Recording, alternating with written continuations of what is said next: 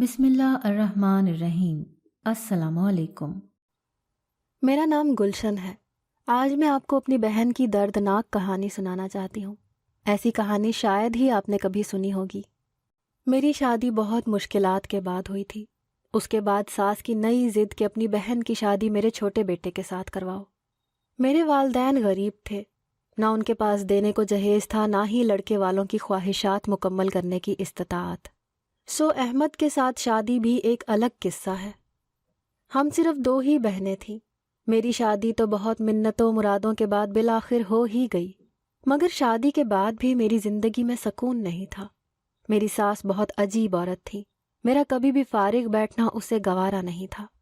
گلشن یہ کر لو وہ کر لو، ارے فارغ کیوں بیٹھی ہو بھائی، ذرا کی ذرا دیور کو تو دیکھ لو، بیچارہ بچہ بھوکا نہ پڑا ہو۔ میرا دیور پولیو کا مریض تھا، تقریباً اسے میں ہی سنبھالتی تھی۔ وہ ہر وقت اپنے لاغر وجود کے ساتھ بستر پر پڑا رہتا، ہل کر خود سے پانی تک نہیں پی سکتا تھا۔ صرف یہی نہیں، ساس نے میرے لیے ایک چارپائی دیور کی چارپائی کے پاس ڈلوائی ہوئی تھی کہ دوپہر کو تم ادھر ہی سو جایا کرو۔ میرے شوہر تو دوپہر کے وقت گھر نہیں ہوتے تھے اور ساس کو خود آرام کرنا ہوتا تھا، تو بس ایک میں ہی بچی تھی جس کے کاندھوں پر اپاہج دیور کا بھی بھار تھا۔ پورا دن بھاگ بھاگ کر اس کا بھی دھیان رکھنا ہوتا۔ میری ساس کو اپنے بیٹے کی شادی کی بہت فکر ستاتی تھی۔ وہ آئے روز نت نئی وچولن کو چائے پانی کی دعوت دیتی اور اپنے معذور بچے کے لیے رشتہ ڈھونڈنے کا کہتی۔ مجھے بہت عجیب لگتا، بھلا اس معذور انسان کی شادی کرنے کی آخر تک کیا ہے؟ نہ وہ بیوی کی کوئی ذمہ داری پوری کر سکے گا اور نہ ہی کوئی لڑکی اس کے ساتھ خوش رہ سکے گی، مگر یہ غصہ مجھے اندر ہی اندر دبائے رکھنا ہوتا تھا۔ میں چاہ کر بھی اس کا اظہار نہیں کر سکتی تھی۔ اگر کبھی غلطی سے ایسا کر دیتی تو مجھے یقین تھا وہ دن سسرال میں میرا آخری دن ہوگا۔ میرے شوہر بھی بھائی کی محبت میں چور چور ڈوبے ہوئے تھے۔ اسے دیکھے بغیر انہیں بھی کھانا ہضم نہیں ہوتا تھا۔ مجھے اپنی ذمہ داری معلوم ہونے کے باوجود اس کا پورا دھیان رکھنے کی تاکید کرتے۔ میں چپ کر جاتی کیونکہ سسرال میں مجھے بولنے کی اجازت نہیں تھی۔ ساس نے دیور کی شادی کرنے کے لیے پانی کی طرح پیسہ بہایا، جس کے نتیجے میں دیور کے لیے بہت سے رشتے آئے، مگر جب لڑکی والے دیور کو دیکھتے تو فوراً انکار کر دیتے، چاہے ان کی بیٹی بھی معذور ہی کیوں نہ ہوتی۔ مگر دیور کی حالت بہت لاغر تھی، ایسے میں کوئی اپنی بچی کیوں دیتا؟ رشتے سے انکار ہونے کے بعد ساس دوپٹہ سر پر باندھ لیتی اور ماتم کے انداز میں روتی، گویا یہاں کوئی رشتے سے انکار نہیں بلکہ کوئی فوت ہی ہو گیا ہو۔ مہمانوں کے جانے کے بعد ہم سب دبک جاتے اور اپنے کاموں میں مصروف ہو جاتے۔ انہی دنوں میں امید سے ہو گئی، لیکن ساس پھر بھی میرا ذرا خیال نہیں رکھتی تھی۔ اسے ہر وقت کام ہی چاہیے تھا۔ اگر کبھی میں احمد سے منمنا کر کچھ کہتی یا کسی کام سے انکار کرتی تو وہ مجھے گھورنے لگتے اور کبھی کبھار تو سخت جملہ بھی کہہ جاتے۔ شوہر سے لاڈ کرنے والی حسرت حسرت ہی رہی، کیونکہ انہوں نے مجھے کبھی بیوی کا مان دیا ہی نہیں۔ وہ تو بس ہر وقت اپنی ماں کی طرح مجھ سے خدمت کروانا جانتے تھے۔ ہماری شادی کے پیچھے بھی ساس کا زرخیز دماغ ہی تھا۔ احمد کا گھر اچھا کھاتا پیتا تھا۔ ساس نے اونچے گھروں میں رشتہ دیکھنے کے بجائے مجھ سے اپنے بیٹے کی شادی طے کر دی اور جہیز وغیرہ سے انکار کر دیا۔ اس وقت اماں ابا کو میری ساس بڑی انسان دوست لگی، جسے دوسرے لوگوں کا بے حد خیال تھا، مگر ہم سب غلط تھے۔ ساس نے صرف کم گھرانے میں بیٹے کی شادی اسی وجہ سے کی تاکہ بہو کبھی اسے جواب نہ دے سکے یا اس کے بیٹے کو چھیننے کی جسارت نہ کر پائے۔ میں تمام عمر ان کے سامنے دبی رہوں اور وہ اپنی حکمرانی مجھ پر کر سکیں۔ ان کی دیکھا دیکھی شوہر نے بھی مجھے ہمیشہ دبا کر رکھا۔ وہ بھی مجھے بیوی تو کیا، انسان تک کا درجہ دینے کے روادار نہیں تھے۔ میری نازک حالت کا بھی کسی نے خیال نہیں کیا اور عام دنوں سے زیادہ کام لیے۔ پیٹ درد کے ساتھ میں دیور کو بھی سنبھالتی۔ گھر کی صفائی، کھانا پکانا اور شوہر کے بدلتے تیور، ان سب کو ایک ساتھ لے کر چلنا بہت مشکل تھا۔ مگر ان تمام مشکلات کا صلہ مجھے رب نے ایک خوبصورت بیٹی کی صورت میں دیا۔ میں جب ہسپتال میں تھی تو میرے ساتھ سسرال سے کوئی بھی نہیں آیا، نہ ہی شوہر کو فرصت تھی۔ میں نے بہن کو فون کر کے میکے سے منگوا لیا اور 2 دن اس نے ہسپتال میں رک کر میرا بہت دھیان رکھا۔ ہم دونوں خود ہی گھر آ گئیں۔ ساس نے 500 میری بہن کو دیے اور پوپلا سا منہ بنا کر بولی، چلو احمد کی قسمت ہی ماڑی ہے، پہلے بیوی ایسی ملی اور اب اولاد بھی لڑکی ہوئی، خیر ہم کیا کر سکتے ہیں، خدا خوش رکھے تم لوگوں کو۔ ساس کی ایسی چرب زبانی پر میرا دل خون کے آنسو رویا، مگر میں ضبط کر گئی۔ اس کے علاوہ اور کر بھی کیا سکتی تھی؟ شام تک میری بہن سسرال میں ہی رہی، میرے شوہر ابھی تک واپس نہیں آئے تھے۔ ساس بہانے بہانے سے میری بہن کو اپنے پاس بٹھا کر اس سے باتیں کرتی اور سن گن لینے کی کوشش کرنے لگی۔ میری بہن جس کا نام فائقہ تھا بالکل سیدھی سادی تھی۔ میں تو دنیا کے رنگ اپنے سسرال میں ہی دیکھ چکی تھی، مگر اس کا ابھی تک ایسے کسی رنگ سے بالا نہیں پڑا تھا۔ شام کو جب فائقہ واپس جانے لگی تو ساس اس پر واری صدقے ہوئے جا رہی تھی اور جاتے وقت پیٹی سے ایک نیا جوڑا اور پیسے دے کر رخصت کیا۔ وہ میری بہن تھی، اس کے خلاف تو میرے دل میں کچھ نہیں آیا، مگر ساس کے رویے نے بہت تکلیف دی۔ بھلا بہو کو ایک جوڑا دیتے ایسی کون سی کمی آتی تھی ان کے پیسے میں، یا پھر پوتی کے لیے ہی جوڑا خرید لیتی؟ یہ بات سوچ کر میرا موڈ بگڑ چکا تھا۔ شام کو احمد آئے تو میں نے انہیں پہلی مرتبہ بیٹی دکھائی، جس پر وہ ہاں ٹھیک ہے، پیاری ہے کہہ کر سونے کے لیے لیٹ گئے۔ غم و غصے سے میری حالت غیر ہونے لگی۔ بھلا ایسے بھی کوئی باپ ہوتا ہے جو بیٹی کو پہلی مرتبہ دیکھنے پر ہاں ٹھیک ہے، پیاری ہے کہے اور جا کر سو جائے؟ مگر اس باپ کی ایک عملی مثال بیڈ کے دوسری جانب احمد کی شکل میں خراٹے لے رہی تھی۔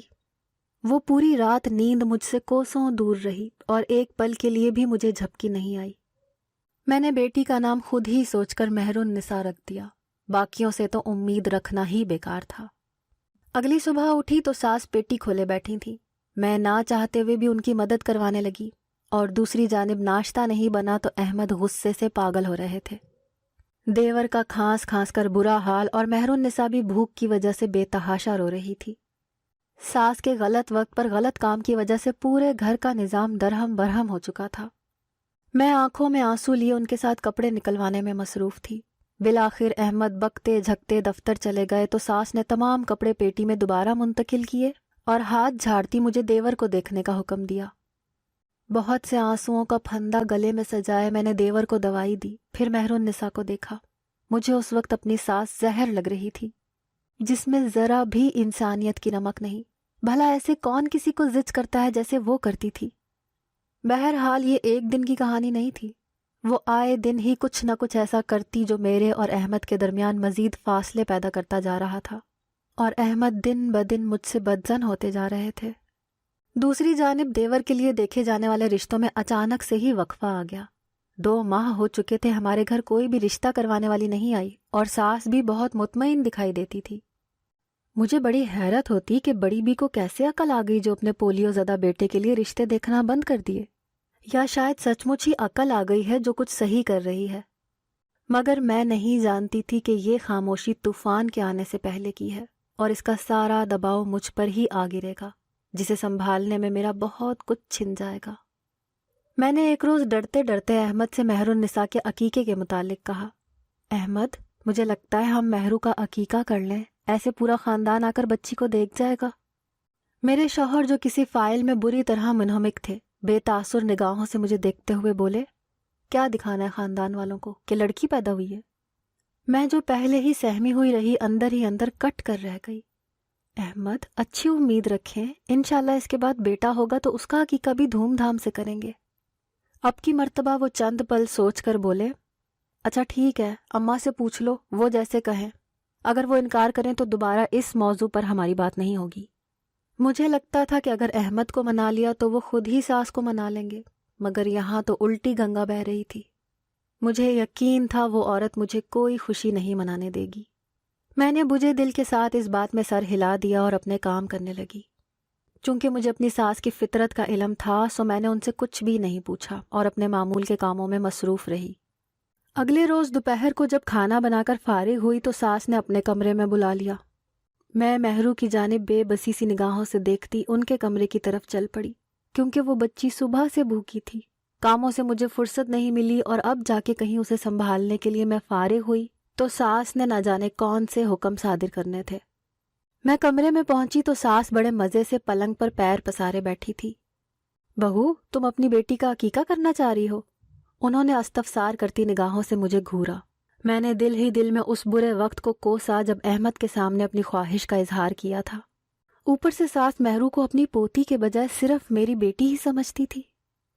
تو جب میرے بیٹے نے کہا تھا اماں سے پوچھ لینا تو کیوں نہیں پوچھا؟ کوئی پریشانی تھی کیا؟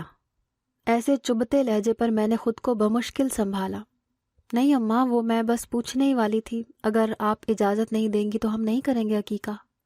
میں نے یہ بات ساری عمر بھی اس عورت سے نہیں پوچھنی تھی، مگر حالات تو تمہیں لگا شاید میں اجازت نہ دوں۔ چلو خیر، ان باتوں کو پس پشت ڈالتے ہیں اور اتوار کو عقیقہ رکھ لو۔ سب رشتہ داروں کو بلانا اور اپنے میکے والوں کو خاص طور پر بلانا، اگر وہ نہ آئے تو مجھے بہت برا لگے گا۔ اماں کی بات پر چند لمحے تو مجھے یقین ہی نہیں آیا، کیا یہ وہی خاتون تھی جسے میری خوشیاں برداشت نہیں ہوتی تھیں اور جس نے ایک مرتبہ بھی میری بیٹی کو گود میں اٹھا کر نہیں دیکھا تھا؟ مجھ پر تو شادی مرگ کی کیفیت طاری ہو گئی اور میں خوشی سے سرشار واپسی کے لیے پلٹی۔ میں نہیں جانتی تھی آنے والے وقتوں میں اس ایک اجازت کا مطلب کیا ہوگا۔ میں نے یہ خوشخبری احمد کو بتائی تو ان کا رد عمل بالکل نارمل تھا، نہ خوشی نہ تلخی۔ ہم نے اتوار کو عقیقہ رکھ دیا۔ سب لوگ خوش تھے یا نہیں، البتہ میں اور میرے میکے والے بہت خوش تھے۔ اماں بار بار مہرو کو دعائیں دیتی اور میرا ماتھا چومتی۔ چلو دیر سے ہی صحیح میری بیٹی کو خوشیاں نصیب ہوئیں۔ ابا بھی مسکرا رہے تھے اور میری بہن فائقہ تو مہرو کو گود سے ہی نہیں اتار رہی تھی۔ عقیقہ بخوشی ہو گیا تو ساس نے میرے گھر والوں کو روک لیا اور خوب آؤ بھگت کی۔ میرے لیے وہ دن شادی مرگ کی کیفیت لیے ہوئے تھا۔ مجھے یقین آ گیا تھا کہ اتنی ریاضت کے بعد بالآخر ساس کو میری قدر محسوس ہو ہی گئی۔ اب وہ دن دور نہیں جب احمد بھی مجھ پر بھرپور توجہ دینے لگیں گے اور مجھے میری قربانیوں کا صلہ ملے گا۔ مگر یہ میری بھول تھی، سب سے بڑی بھول۔ میں نے ساس کے متعلق اپنے گمان بدل کر بہت بڑی غلط فہمی کر دی، کیونکہ اسی وقت ساس نے میرے ابو سے فائقہ کے لیے اپنے چھوٹے بیٹے کا رشتہ مانگ لیا، اور ہم سب حیرت سے منہ کھولے ساس کو دیکھنے لگے، آیا کہ کہیں دماغ تو نہیں الٹ گیا ان کا۔ میرے شوہر مسکرا کر ایک فون کال سننے چلے گئے اور پیچھے فضا میں ایک کشیدگی طاری ہو گئی۔ دیکھیں بھائی صاحب، ہم نے آپ کی بڑی بیٹی کو بہت مان سے رکھا ہوا ہے، آپ کے حالات ہمارے سامنے تھے، لیکن پھر بھی میں نے بغیر کچھ دیے لیے آپ کی بیٹی کو اپنی بہو بنایا۔ خود دیکھ لیں، کون لوگ ہیں وہ جو پہلی بیٹی کی پیدائش پر خوش ہوتے ہیں؟ ہم نے نہ صرف بچی کو قبول کیا بلکہ 2 ماہ بعد ہی اس کا عقیقہ بھی کر دیا۔ آپ کی بڑی بیٹی پیسوں میں کھیل رہی ہے، یقین جانے چھوٹی کو اس سے بڑھ کر خوشیاں ملیں گی۔ میں حق دک ساس کی جھوٹی باتیں سن رہی تھی۔ مانا دکھانے لائق مجھے سہارا دیا ہے، مگر اس سہارے کی اتنی بڑی قیمت؟ میری خوبصورت بہن کو اپنے اپاہج بیٹے کی بہو بنانا چاہتی ہے؟ ہرگز نہیں۔ شدت غم سے میرا پورا جسم کانپنے لگ گیا۔ میرے والدین بھی چپ تھے، بیچارے کہتے بھی تو کیا، ان کے منہ میں تو گویا کسی نے زبان رہنے ہی نہ دی ہو۔ بڑی بیٹی کے سسرال میں بیٹھ کر چھوٹی بیٹی کے رشتے کو فوراً منہ پر کیسے انکار کرتے؟ ہاں، اگر ساس ان کے گھر جاتی پھر بھی انکار کرنے میں کوئی دقت نہ ہوتی، مگر یہاں میرا چہرہ ان کے سامنے آ رہا تھا۔ اچھا بہن، ہم سوچیں گے۔ ابا اتنا کہہ کر مجھ سے ملے اور چلے گئے۔ ساس پیچھے گردن فخر سے اکڑائے بیٹھی تھی جیسے میدان مار لیا ہو، مگر میری حالت اسے دیکھ دیکھ کر بگڑتی جا رہی تھی۔ میں مہرو کو اٹھا کر کمرے میں آ گئی۔ کچھ دیر بعد احمد بھی آئے تو میں ہنوز پہلے والی حالت میں ہی تیار شیار بیٹھی تھی۔ تمہاری بیٹی کا عقیقہ ہوا ہے، تمہاری رخصتی نہیں ہوئی جو یہ رونی شکل بنا کر بیٹھی ہو۔ جاؤ لائٹ آف کرو، اور اگر تمہاری اس چہیتی نے شور کیا تو بہت برا پیش آؤں گا۔ میں جو پہلے ہی جلی کٹی بیٹھی تھی، اس بات پر تو واقعتاً سلگ گئی۔ میری اکیلی کی بیٹی نہیں ہے یہ، آپ کو آپ کے بھائی سے تھوڑی توجہ ہٹا کر اس پر بھی دینی چاہیے۔ اسے تو چلو خدا نے جیسا پیدا کر دیا سو کر دیا، مگر آپ کے گھر والوں کا رویہ اس بچی کو بھی کہیں ذہنی معذور نہ بنا دے۔ احمد یک ٹک میری شکل دیکھنے لگے۔ آج تک ایسا نہیں ہوا تھا کہ میں نے انہیں جواب دیا ہو۔ وہ مجھے گالیاں بکتے کھلتے دوسرے کمرے میں سونے چلے گئے۔ آج مجھے بالکل بھی برا نہیں لگ رہا تھا۔ آخر کو میری بہن کا سوال تھا، نہ یہاں کسی نے مجھے اہمیت دی نہ میری بیٹی کو، تو اب میری بہن کے ساتھ سب کیا کرتے میں اچھی طرح سمجھتی تھی، بلکہ کھلی آنکھوں سے ہی دیکھ رہی تھی کہ آنے والے وقتوں میں کیا کیا ہوگا۔ اگلے دن ساس نے مجھے پاس بٹھایا اور بولی، بہو اپنے ابا سے کہو ہمیں جلدی ہاں چاہیے، بچے کی شادی بھی کرنی ہے۔ وہ تو ایسے خوش لگ رہی تھی کہ انہیں ہفتے حکیم مل گیا ہو۔ ویسے میری ہیرو جیسی بہن کا اگر ہاں ہو جاتا تو سچ مچ وہ ہفتے حکیم ہی ہوتا۔ اماں آپ خود ہی دیکھیں کہاں میری بہن، اور ساس نے میری بات مکمل ہی نہ ہونے دی اور تل ملا کر کہنے لگی، ہاں، تم یہی کہنا چاہ رہی ہو نا کہ کہاں تمہاری پھولوں جیسی بہن اور کہاں میرا لاغر بیٹا۔ ارے تم خود کو آئینے میں دیکھو، پھر سوچنا کہاں تم بدصورت اور کہاں میرا قابل احمد۔ ساس کی زبان سے الفاظ نہیں نشتر نکل رہے تھے جو سیدھا جا کر میرے کلیجے کو چھلنی پہ چھلنی کیے جا رہے تھے۔ اس عورت میں اس قدر زہر بھرا ہوگا مجھے اندازہ نہیں تھا۔ میں چپ کر گئی، مزید کچھ کہنے کو بچا ہی نہیں تھا۔ اور ایسا کرو، اپنے گھر چلی جاؤ 1-2 دن کے لیے، جا کر والدین کو اس شادی کے لیے مناؤ۔ میں سر جھکا کر کمرے سے باہر نکل آئی اور اگلے 1 گھنٹے بعد میکے میں کھڑی تھی۔ امی ابا مجھے دیکھ کر اچانک سے پریشان ہو گئے کہ ابھی رات کو تو ہم اس کے گھر سے آئے ہیں، پھر کیا وجہ بنی؟ میں نے بتا دیا کہ ساس مجھے اس رشتے کو پروان چڑھانے کے لیے اصرار کر رہی ہیں اور اپنی باتوں سے دباؤ ڈال رہی ہیں۔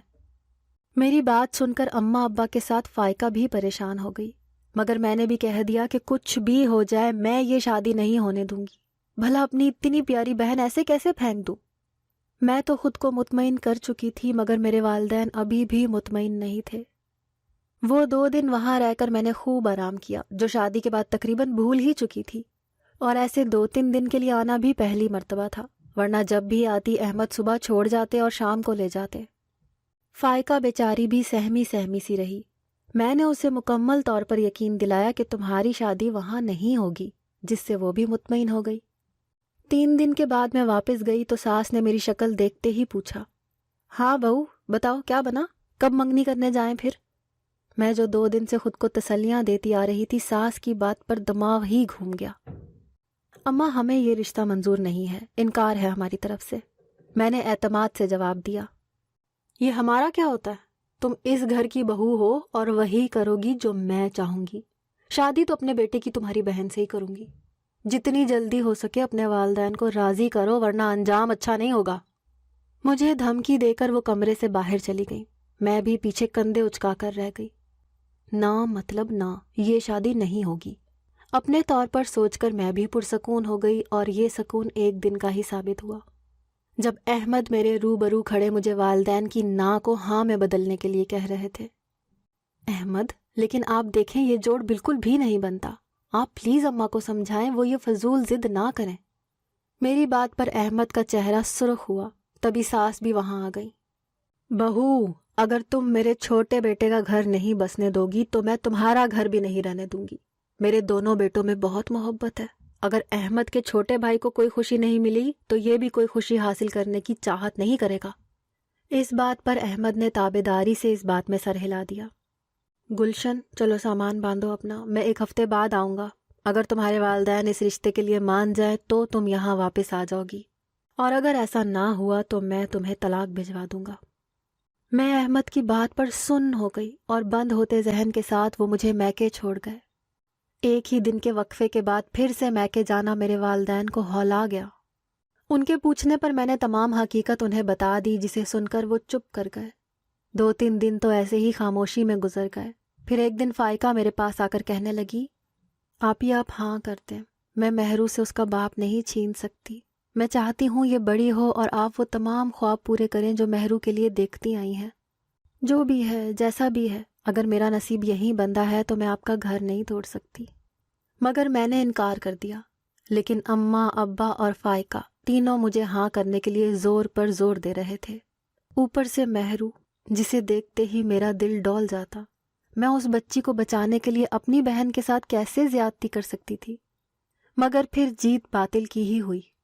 میرے والدین ان کے سامنے مجبور ہو گئے، اور میری بہن ٹوٹے دل کے ساتھ رخصت ہو کر میرے سسرال آ گئی، جو کہ اب اس کا بھی سسرال تھا، جہاں میں اس کی بہن نہیں بلکہ بھابھی تھی۔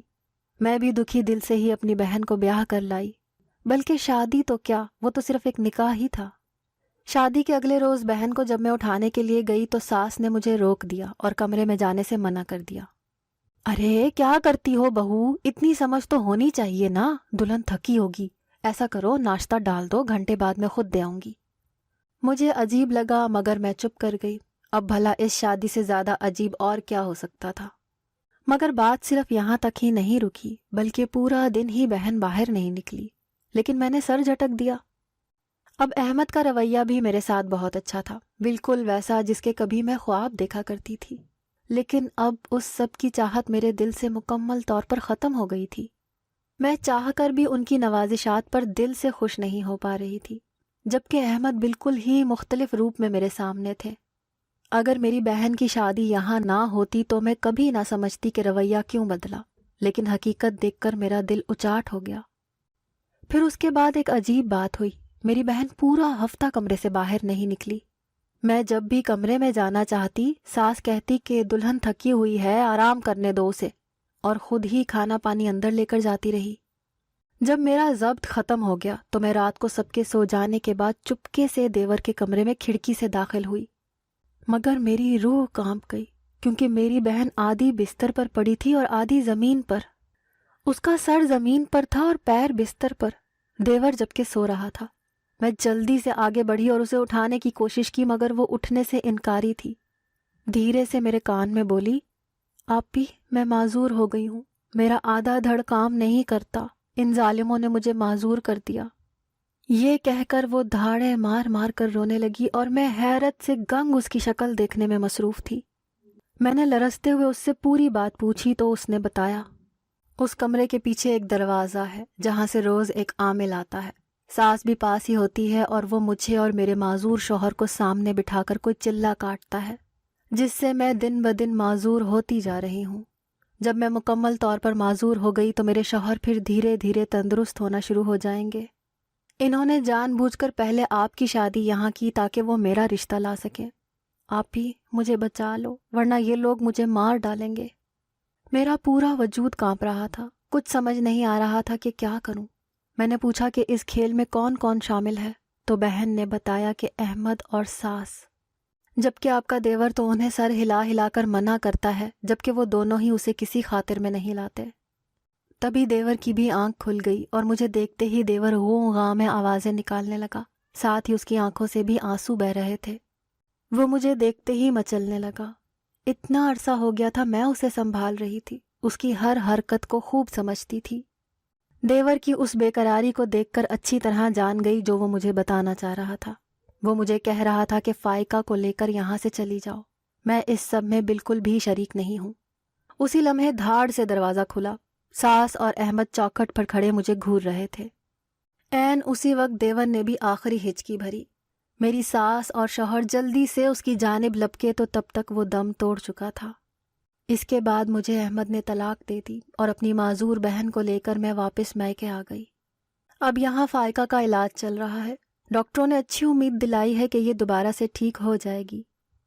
کبھی کبھی بیٹیاں بھی کسی سزا سے کم نہیں ہوتی، جیسے میرے والدین کے لیے ہم دونوں بہنیں تھیں اور میرے لیے مہرو، جس کے سر پر باپ کا سایہ رکھنے کی خاطر ہم نے فائقہ کی شادی کی تھی۔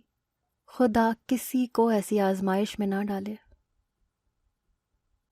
اگر آپ کو ہماری آج کی کہانی پسند آئی ہے تو اس ویڈیو کو لائک کریں اور زیادہ سے زیادہ شیئر کیجیے۔ اس طرح کی مزید اچھی اور سبق آموز کہانیاں سننے کے لیے ہمارے چینل کہانی بازار کو سبسکرائب کرنا نہ بھولیے گا۔ فی امان اللہ، اللہ حافظ۔